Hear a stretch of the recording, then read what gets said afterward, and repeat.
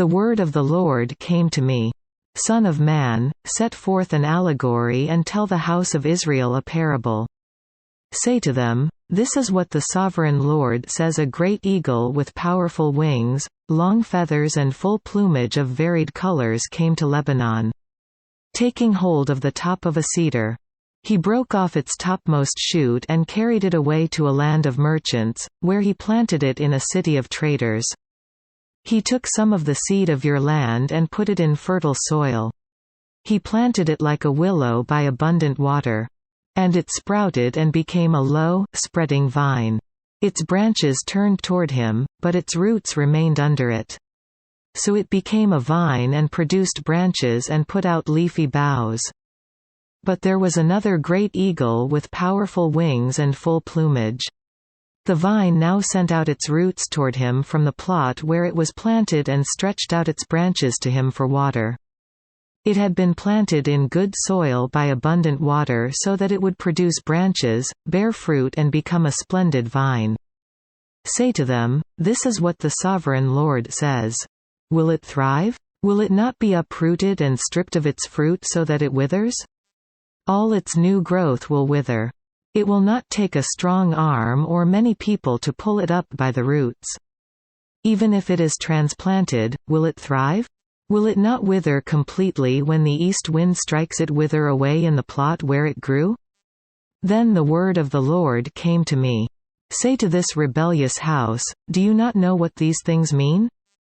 Say to them, the king of Babylon went to Jerusalem and carried off her king and her nobles, bringing them back with him to Babylon.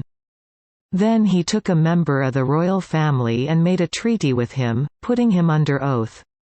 He also carried away the leading men of the land. So that the kingdom would be brought low, unable to rise again, surviving only by keeping his treaty.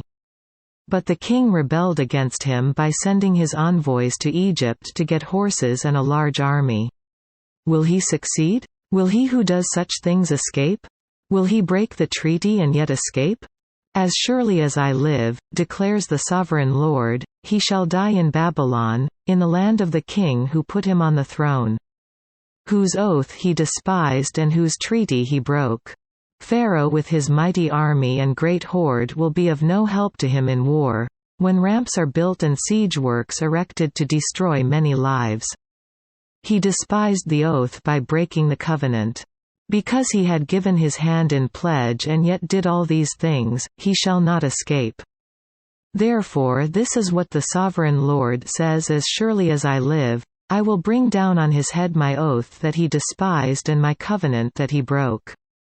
I will spread my net for him, and he will be caught in my snare. I will bring him to Babylon and execute judgment upon him there because he was unfaithful to me. All his fleeing troops will fall by the sword, and the survivors will be scattered to the winds. Then you will know that I the Lord have spoken.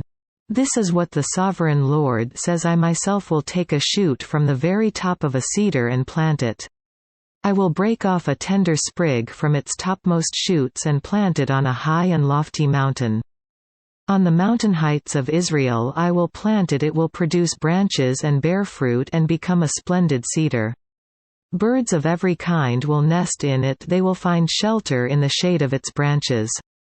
All the trees of the field will know that I the Lord bring down the tall tree and make the low tree grow tall.